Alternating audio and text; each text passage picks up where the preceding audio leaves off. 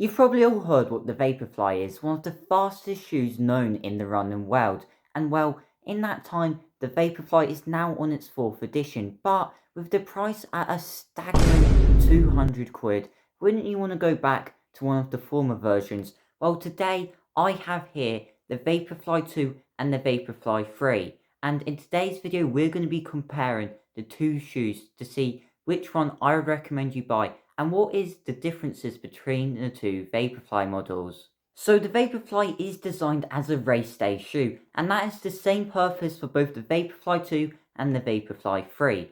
But having said this, what are the similarities between the two shoes and what are the differences? Well, in today's video, we're going to cover both of that. So if you do enjoy the content you see on the screen and you find it helpful, please do leave a like and subscribe to the channel. And with that being said, let's get into the video. As of 2025, Nike has just released the Vaporfly 4. Because of the newer model of this shoe, this has led to both the Vaporfly 2 and 3 being reduced in price to clearance sales. This means you can pick up the Vaporfly up for a relatively cheap price. Whilst you could be getting a better shoe with the Vaporfly 4, you will be spending significantly more money in doing so. So why not save some money and go for an older Vaporfly model instead? They can be used from distances ranging from a mile all the way up to 10k. So in today's video, we're going to be comparing both the similarities and differences between the Vaporfly 2 and the Vaporfly 3. Both of the Vaporflies have similar designs, being constructed of ZoomX foam with a carbon plate in the midsole. The carbon plate can act as helping to propel you forwards, giving you that extra bounce, helping you to run more efficiently and most importantly faster. So what has Nike changed in the newer model of the Vaporfly 3 compared to its ancestor the Vaporfly 2? For this comparison, we're going to zoom into different areas of the two shoes to see what has been changed in the newer model of the Vaporfly 3. Looking at the upper design of the Vaporfly 3, we can see that Nike has changed the fit, incorporating some of the new Flyknit upper. Compared to the engineered mesh of the Vaporfly 2, the Flyknit upper is supposed to make the Vaporfly 3 feel more breathable, softer and lighter. It is also supposed to improve the ventilation in the forefoot. However, if I'm going to be honest with you, I'm not a fan of this change. I miss the secured locked in fit of the Vaporfly 2 with the engineered mesh that offers more structure to the upper area of the shoe. I feel the Flyknit foam in the Vaporfly 3 leads to my foot wiggling around more and is less secured to the shoe. This therefore means I actually prefer the upper design of the Vaporfly 2 over the upper design of the Vaporfly 3. Moving on to the midsole, as already mentioned, the Vaporfly 3 and Vaporfly 2 use the same ZoomX foam and full length carbon plate, meaning there is not much to separate the two shoes in this area. Having said this, Nike have updated the midsole geometry of the Vaporfly 3. There is now a wider heel than before, which is a bonus for someone who may have wider feet. This then enables for the experience to feel smoother, and Nike claims that this makes the Vaporfly 3 smoother compared to the Vaporfly 2. I might have to disagree with this, however, due to the upper design of the Vaporfly 3, which I've already talked about. A statistic which should also be mentioned is the weight of the two shoes. Overall, the Vaporfly 3 is slightly lighter, coming in with a difference of 30 grams compared to the Vaporfly 2. However, having said this, the weight difference is minimal and you are probably not going to notice much difference when running in the shoes. Meanwhile, in the outsole of the shoe, the Vaporfly 3 has incorporated a newer outsole design with reduced rubber coverage in areas which have foam more exposed. This aims to reduce the weight of the shoe further, attempting to make the Vaporfly 3 lighter and more efficient. However, this could actually lead to the Vaporfly 3 wearing more quickly, potentially making the shoe less durable. Overall, the Vaporfly 3 has been designed to make the shoe lighter and more efficient. The Vaporfly 3 attempts to make the experience feel smoother whilst trying to make as many minor speed gains as possible. Having said this, as of this video being uploaded, my current 5k PB was set wearing the Vaporfly 2 with a time of 17 minutes 7 seconds. Could this be a skill issue or a sign actually I prefer the Vaporfly 2? I am a fan of the more secured fit, which minimises unnecessary foot movement and keeps the foot locked in place. However, this is just my opinion, as you may be a fan of having a more breathable upper. Overall, time will tell if I can reach the same speeds in the 5k distance in the Vaporfly 3, but those there are the key differences between the Vaporfly 2 and the Vaporfly 3. So yes, that is going to be it for today's review.